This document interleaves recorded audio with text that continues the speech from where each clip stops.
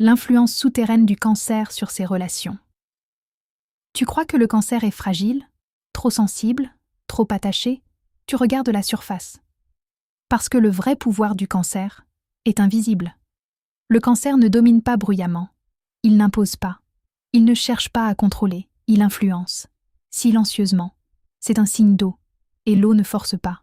Elle s'infiltre. Dans une relation, le cancer observe tout. Les micro-réactions, les silences, les changements de ton. Il comprend ce que tu ressens, avant même que tu le comprennes toi-même. Et c'est là que son influence commence. Il adapte son comportement. Il donne plus quand tu es fragile. Il se retire quand il sent un danger. Il crée un climat émotionnel autour de lui. Sans que tu t'en rendes compte, tu t'ajustes à lui. Tu parles différemment. Tu expliques davantage. Tu cherches à le rassurer. Pourquoi? Parce que le cancer agit sur le lien affectif. Il ne manipule pas. Il sécurise. Mais attention, un cancer blessé ne se venge pas frontalement. Il se ferme. Il change d'énergie. Il retire sa chaleur.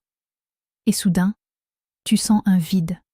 Son influence est souterraine, mais son absence est brutale. Le cancer est le gardien émotionnel de la relation. Il nourrit, il protège, il soutient. Mais s'il sent qu'il n'est plus en sécurité, il commence à construire des murs invisibles. Et une fois ces murs installés, il devient difficile de revenir à l'ancienne complicité.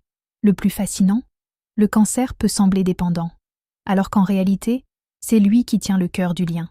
Il influence par l'attachement, par la mémoire émotionnelle, par la loyauté. Ce signe ne veut pas contrôler ton esprit, il veut habiter ton cœur. Et quand il y parvient, il devient impossible à oublier. Alors dis-moi, as-tu déjà ressenti cette influence douce, mais puissante, d'un cancer dans ta vie? Écrit par Lauriane et Dorian.